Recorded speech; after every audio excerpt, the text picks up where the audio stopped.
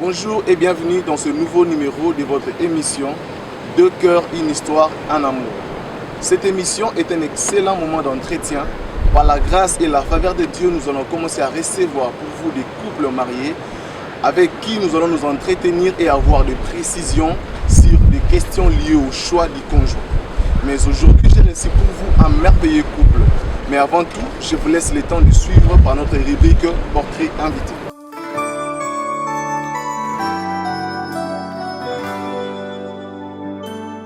J'espère bien que vous avez suivi et vous avez compris. C'est avec eux que nous aurons plus de précisions autour des questions dont vous nous posez de temps à autre. Bonjour pasteur. Bonjour. Maman Géma, vous allez bien? Je vais très bien, merci. Oui, madame, on a plateau Nabiso. Merci beaucoup. Le thème que nous allons parler aujourd'hui, c'est ce que les jeunes doivent connaître avant le mariage. Et là, il faut bayeba yambote babala.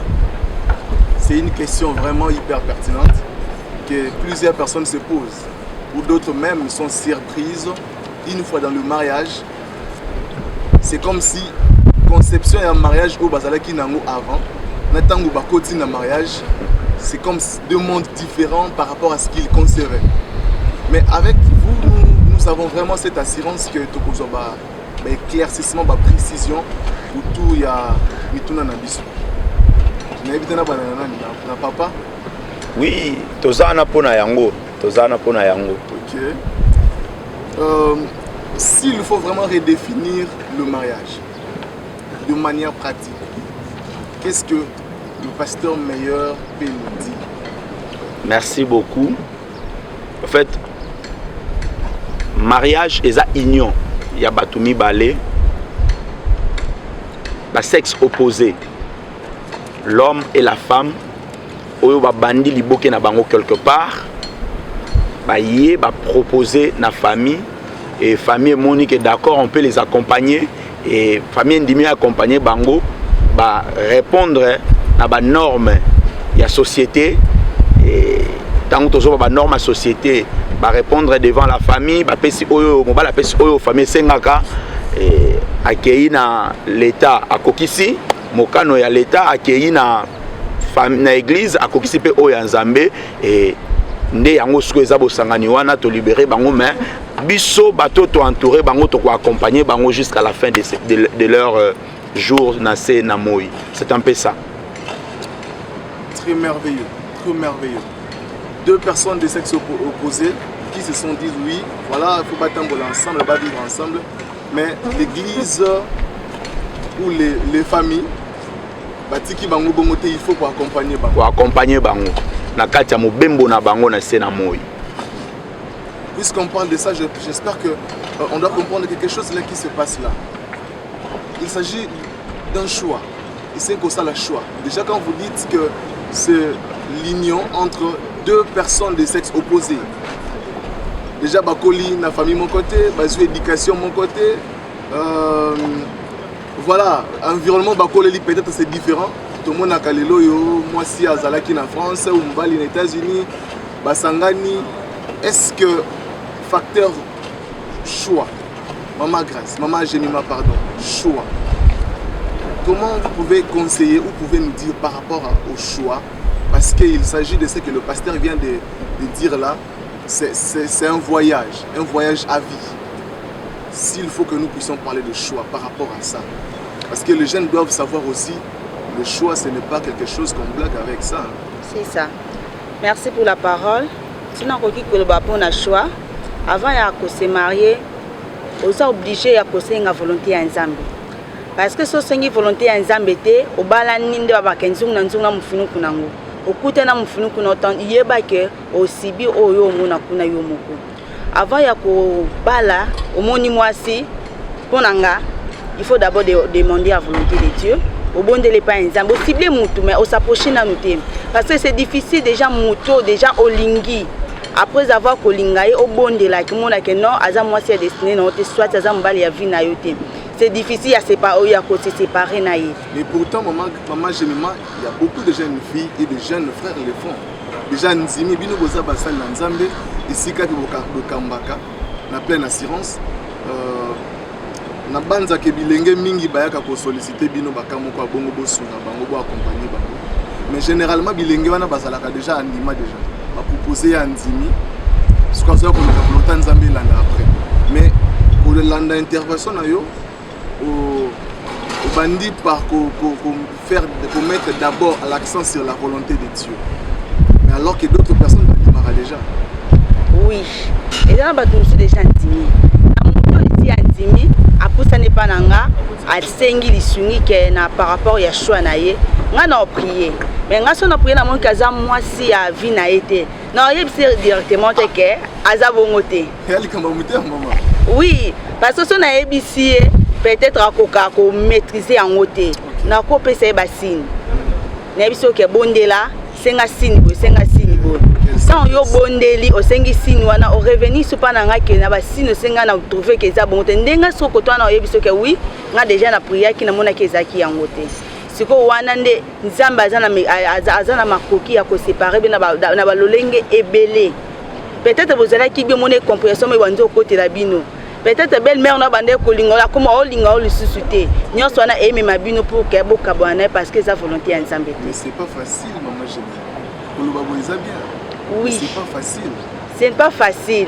Mais ce que j'ai yo mon posé décision c'est facile. J'espère que na église bozwa kapé batan ya ko organiser ba moment moko oyo ko sunga bilenge. Au lieu ba ko ya kana kawana ba ya ko zongela ka bino bakambina biso na kati ya ngomba. C'est un sujet vraiment très délicat parce qu'il y a plusieurs jeunes qui au lieu que toute le fois les jeunes déjà est-ce qu'il n'y a pas des enseignements préventifs? Est-ce qu'il n'y a pas de moyens préventifs pour nous j'espère que papa Meya peut faire contribuer. Mais maman, mais ma bé a ba jeune ya lelo eza que nyonso ba pesa en église ba mettre en pratique té. Pasteur akoki oloba na ye mais il déjà so déjà moté monsieur lingi amonde nyonso na pasteur aloba ke comme quoi dérangement le quoi makele mais na oya yoki akoya na berere wana té. Et pour paraphraser maloba na ya zoloba, il faut savoir une chose dans la vie tozali na ba moment o to bengi ba moment fort mutu tango mwasi na mobali bazolingana jeune garçon na jeune fille baolingana il faut savoir une chose tozali na tamuke o to lekisaka na famille mais tant belé to lekisa pembeni ya conjoint ou conjointe na yo et soki osali choix ya malamu te yeba yango ke vi na yo mobimba ezali na kati ya lifelo. Parce que, non, pas cet exemple. Moi, na botami, aligné mobali, na âge à 25 ans. Dans la Bible, zolobake, ba robuste est trop court, na âge à 70 ans. Ba plus robuste c'est 80 mata. Il s'en a sco, lingi mobali na 25 ans. Nyonso etikali toko na 70 ans. Au l'exemple mobali na so sco azaki mobali ya vie na yote. C'est que ozana kati ya malheur. Yango to lobi boye. Il y a des enseignements auto pesaka na ba jeune. Il y a des enseignements auto laksaka jeune, mais nous n'avons pas le moyen ou donc le moyen il y a aussi la moto choix. Non. Tu vas faire le choix. Si tu viens nous demander de l'aide pour na topé sayo makambuana, to sungayo na lo sambo, to sungo na choix, on peut le faire. Mais et non to ebisoke lingaye ndimaye salaboy non, yondo ondima parce que yondo que nous subir. Yondo que nous subir. Yango monitozo aider que bilenge avant au sala choix au kendete so sali choix au comme au sala ni prière ya sentiment mais kende au sala choix et pas ya nzambe soki déjà nzambe apesi aval nyonso ezala mala mais so nzambe apesi aval te et ozala kitoko te yango moni to kola na kati ya cacophonie na kati ya katon et lobby ezani ni bitumbe bandi makofi bandi et divorce ye wana makambo belé yango to lobi bilenge o bakoyo catholique bakozala na droiture na ligne ya bien mais o bakoyo catholique te wana ezo engagé bango tokolo bateke ba souffrir parce que ça doit te maudire bango mais mutu na mutu a comporter prix ya eloko o ya lingaki c'est un peu ça. On n'a pas dit que nous avons bien pour les hommes, sinon je ne sais pas si vous comprenez les interventions des hommes de Dieu, du pasteur et de la servante de Dieu. On n'a pas dit que c'est Dieu qui choisit la femme pour toi. Alors que tu as déjà apprécié l'homme ou la femme, c'est là, en ce moment-là, il faut maintenant aller chercher l'approbation de Dieu. Ce n'est pas yo poli de qui ou aborder la sœur, anzimi yope, après yo qui pour tout la seconde, c'est au moins de ni. Kotara na jango to kumbelara. Non. Quand tu apprécies, va aussi chercher l'approbation de Dieu. Merci beaucoup, pasteur Meilleur, Maman Gelma, pour ces merveilleuses interventions. Est-ce qu'en ce qui concerne le choix, les parents aussi, la place des parents, la place de vous, les responsables de l'église, en ce qui concerne le choix, place de la je pose cette question parce que aujourd'hui, vous les connaissez mieux que moi. Il y a beaucoup de couples qui ont subi choix ou volonté imposante de leurs parents. Non, pasteur, n'a pas la rare frère. N'a présenté qui m'a passé Nangai, m'a pas linga quitté. Bon, chose à quitter Alexandre, moi, na muninga nae. Alors, qu'est-ce que vous vous dites? En fait, vous parents qui nous suivez à cette heure, je ne sais pas l'heure que vous nous suivez. Il faut savoir que le choix, ce n'est pas facile. Et puis le mariage, c'est toute une vie. On se marie pour la vie et non on se marie pour divorcer. Pour regretter bien après, non. Il ne faut pas commettre erreur parce que moi, na famille a bien, moi na opesa ekuna. Peut-être famille a bien, on est parents bosaki na bango. Mais pour que nos opesa a bien. Et aujourd'hui même, mokile eza ya kobeba bato ebele bakoti na bibi kota kota yo tango parents ozokende oponela mwana mwasi mais faut assumer pe ke lobi tango to pe oponela mwana mobali o assumer ke lobi tango mwana wana ozala ba difficulté ne ko retomber sur yo malgré yena ko souffrir makasi koleka mais yeba ke ko retomber pe sur yo yango pour ce cas biso étant que église neti ngai naza pasteur bona bino ba sœur na ngai chez église bolingaka ba frère église non là ce n'est plus Dieu qui dit ça. Ouais, comme sentiment nangai, égoïsme nangai. Parce que souvent tu veux que ce frère outil libanda yeko bala l'église et dépendre na bango. Ako mais moi si tu comprends outil à côté moi si wana. On est dépendre na bango. Surtout to monique non servante o la sala moi musala pembe nanga bien au monde comme lo baté. Frère kingandi yo kaka linga sœur wana pona tika na église non.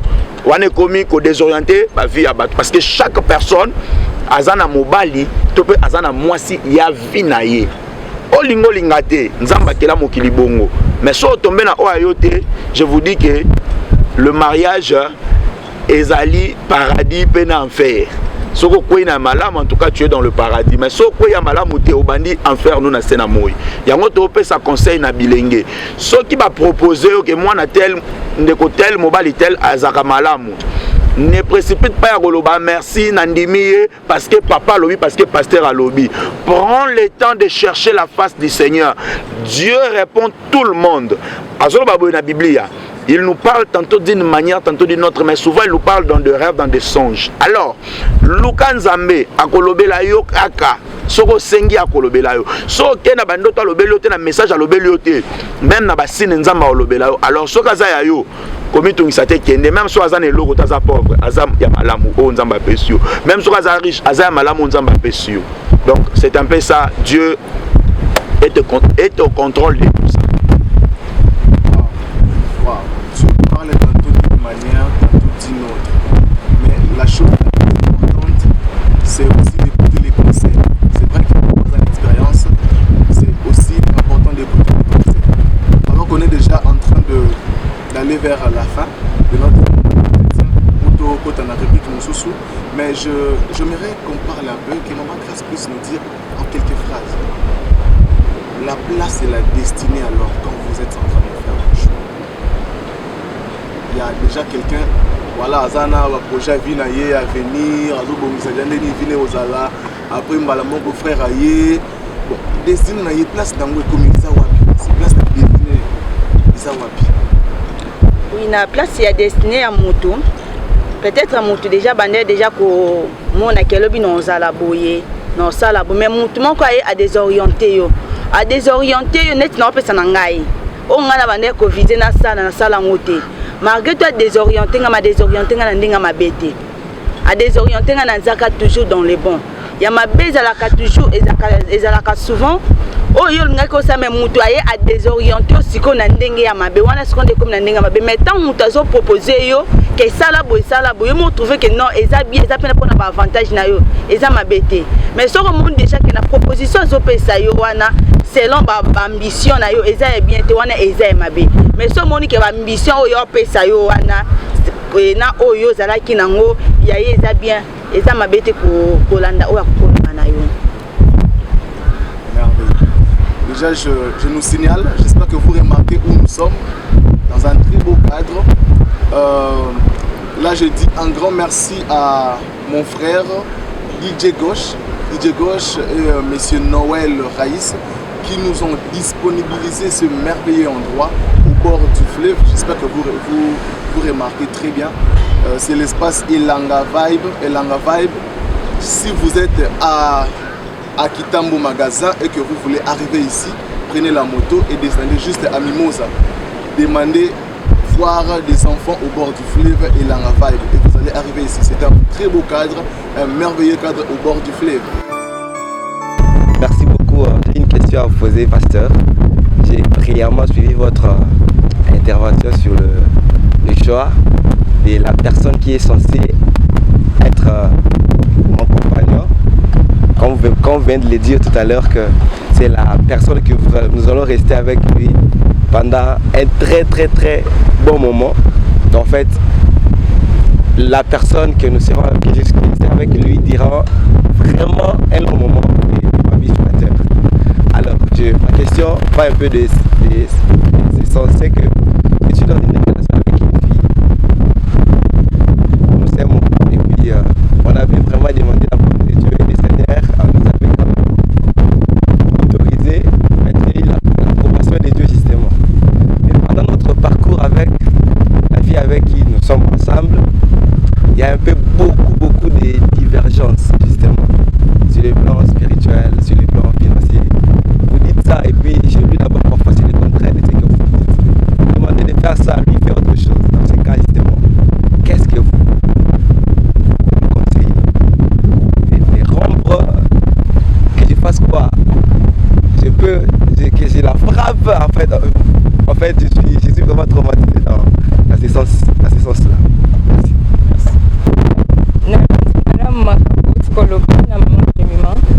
Merci pour la parole. Ma question est celle-ci.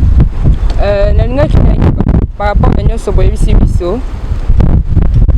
à Nyon Soboyebisi Biso, comment reconnaître que celui-ci, l'homme qui se présente devant toi, c'est lui l'homme de ta vie? Parce que nous voyons, pour nous les filles, nous avons beaucoup des hommes qui se présentent devant nous, qui nous proposent et voilà. Maintenant, on ne sait vraiment pas détecter que c'est celui-ci qu'on va passer toute une vie. Hein? Moi, confusion, ils allient vraiment. Confusion, ils allient. Tu vas voir une autre personne, mais soit même la personne que tu as vue dans le songe, au monde n'est pas y, mais il se comporte pour les kakoutou. Maintenant, moi, j'allais vraiment savoir comment reconnaître que cet homme qui se présente devant moi, c'est lui, l'homme à qui nous passerons toute une vie. Merci. Voilà. Pasteur Meilleur, Maman Gémima. Mes frères et mes sœurs ont donné un compagnie tellement verte. J'espère qu'ils doivent avoir des précisions. Maman Moutabandi, Baba Moutabandi. Je peux répondre. Okay. D'accord. Merci beaucoup pour vos questions. Et je suis très content parce que Nassima Mitunande Lumière et Yaka. Il faut savoir une chose. Quand Dieu dit, la chose arrive. Quand Dieu ordonne, la chose existe. soki réellement oyo nzambe alobi na yo oyokaki ye malamu ezalaki mongongo ya satana te parce que Dieu parle, le diable aussi parle. Comprendre? Soki alobi no ke ye wana nde ya yo. En tout cas, même soki salami nde ni nazaka ya yo. Ata yo ke lio lelo te. Mon cher, je vous dis que au fur et à mesure bo kende abanda ko changer tendance malembe ti ya ko koma na raison. Parce que raison d'être na ye, raison de vivre na ye ezali o nzamba lobi. Mais ce qui est nzambe bien te, yango moni bato belé bazana ba confusion nini ote, maman wana nda yebisaka ngai, maman yebisaka mais est-ce que yo moko parce que même la Bible nous dit toko ya prophétie. Mais la prophétie nyonso tokozwa et ce n'est to examiner Bible nde zoloba, examiner toute prophétie. Retenez ce qui est bon et ce qui est mauvais. C'est que nzambe moko zo reconnaître que na kata prophétie ma bébé ko zala. Yango moni est très important na ba couple na ba jeune tozala na esprit ya discernement. Tant on a un esprit ya discernement so ba episo likambo we ba na ko discerner. Mutu musu pa ko mona bo atala lobi ana sepela na frère o mingi, na sepela na sœur o mingi ko mo kanisa ko kanisa lobi ke nzambe da lobeli ngai. Nzoka za o do tepe na nzoka ya kanisa na yo. Mais quand tu dis la chose arrive. Donc l'homme na yo zali si réellement oyo yo mona ki wana oyo yo ka persévère, Dieu t'amènera jusqu'au bout, au moins pour obima vainqueur. Et puis conseil mon azo personnel que le botuninga motono lobby soki ko beta na libala bolingo za ko beta te. Moi je suis vacciné contre la violence. D'abord de naza pour ko tuna madame nanga depuis na linga na tina nde tozale lobo na skala osimba ete na skala beta ete. Dans le mariage n'est pas tout ce qu'on peut dire frappe quoi ou quoi non. Le mariage dialogue, ils ont compréhension. Ce qui est fort, même la Bible nous le dit, et les forts soutiennent les faibles. Si vous sentez que vous êtes fort, moi ça est faible, soutenir. Dans la prière, on a des conseils, pour moi on a des local. Mais si vous êtes là, au lobby, on a la justice, ce n'est pas ta fille, c'est ta femme en tout cas, frère. En tout cas, il faut la respecter. Pour répondre à la maman, il faut que vous ayez beloko moko. Tellement que ça qui toko makasi boye ibali nyonso o ba kutana o ba ozana tendance ka yo proposer yo et ko kolinga moi c'est ça libala te et étape ya fiançailles eza mariage te mariage soki kaka apesi dote pa na baboti pona biso basali ya nzambe mariage ya solo bapesi dote pa baboti l'état a validé et biso to pamboli so to pamboli te za libala te. Alléluia. Parce que non, déjà par exemple c'est bien, mais est-ce que Dieu est au centre de mariage Joana? Parce qu'il y a un instituteur, il y a mariage dans Zambé. Yozo qui est à côté. C'est que mariage on est à bitumba na makofi. Matumba na makofi, tu os comme tout kabwa. Et il ne faut pas oublier, na kati ya mariage on a démon oyo akombata ka mariage comme on est Asmodé. Il a combattu mariage ya liboso ya Adam na Ève. Il va sortir le loi comme mataraba. Mon mariage bana ba combattre dessus. Bana mo fion ba chanvre. Mo bala comme la kindumba, mo za comme la kindumba. Yenda za na posa mariage à l'équilibre te za malamu parce que ba ebike na kati ya mariage ndesa lipamboli ezalaka. Yango na opesa na yo conseil. So mibali ba ye ba proposer yo. Ko bisa bango wité. Bisa bango na yo ki laissez-moi aussi le temps d'aller consulter mon Dieu. OK yo tuni nzambe. Ndenge nyoko yoka mongo ya nzambe ka lobeli yo. Le Seigneur nous parle tantôt d'une manière tantôt d'une autre. Oko senga na nzambe na petit exemple. Le Seigneur ngana bondelo melembo na ngana zali pasteur Meyande na alingi ngai. Na posa semaine oyoyo. Soka za réellement ya ngai. Na mona ye na semaine oyoyo. Aya koluka ngai. Mais soka za ngate nzambe kembisa motema na satan na posa yo mona nga semaine ote. Soka na moye semaine ote na comprendre qu'il n'est pas le mien. Oko j'appelle exemple moko peut-être lobi ke nzambe pasteur Meyer aza ya ngai.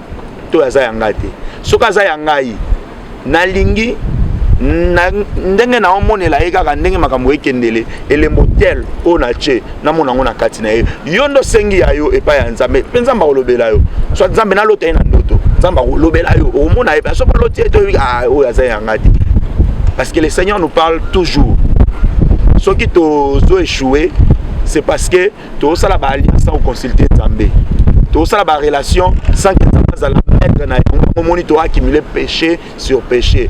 Pour nous paraphraser peut aussi ça na nini na réponse nazo pesa yo kende kotanga na Ésaïe chapitre 30 verset 1.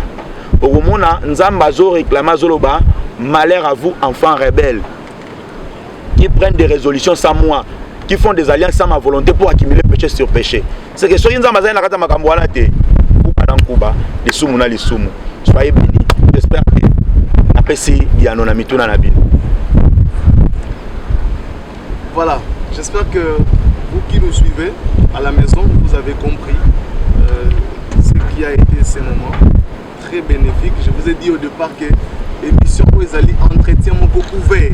C'est-à-dire que les hommes de Dieu, des couples vont commencer à passer ici, Bakobanda Koloba, tout et sauf rien. Ah. Et puis il y aura encore des invités, c'est-à-dire l'audience. Ils seront là en train de poser comme tout à l'heure, les bien-aimés viennent de poser des questions. Et puis Bango Bakobanda pour répondre.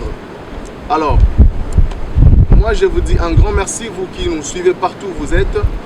Tous les vendredis à 13h et tous les dimanches à 12h dans Centrale Télévision. C'est un rendez-vous, n'oubliez pas. Tous les vendredis à 13h et tous les dimanches à 12h dans Centrale Télévision. Pélez sur la chaîne Nabiso ya YouTube, John Boanerge Télévision. John Boanerge Moké Télévision. Voilà. Je dis un grand merci à Derail Pelenda, Dieu merci Pelenda, c'est lui qui a assuré la réalisation. Merci à Shekina pour la prise de vie et à Exaucé Pembele pour l'assistance à la réalisation. Un grand merci à Pasteur Meilleur pour la disponibilité pour répondre à l'invitation. Merci beaucoup à Maman Jenima. Merci vraiment, soyez toujours là pour nous. À chaque fois que vous porte pour Kabiso. Je n'oublierai pas à saluer aussi et à remercier des personnes basées dans l'ombre. Je vous ai dit au départ, ce lieu où nous sommes, ce n'est pas à nous, mais c'est deux personnes qui ont un cœur. Il s'agit bien de Yann Fantôme et Louis Onema. Merci beaucoup à vous. Merci vraiment. Nous sommes ravis. Na espace Oyo et Langa Vibe à Mimosa. Langa Vibe à Mimosa, un très beau cadre au bord du fleuve pour nous tourner et puis pour l'activité Nabino Moussousouba Kermesse. Un grand merci à Gloria Diwa depuis Boma, une héroïne. Quant à moi, je vous dis au revoir et on se retrouve à la prochaine.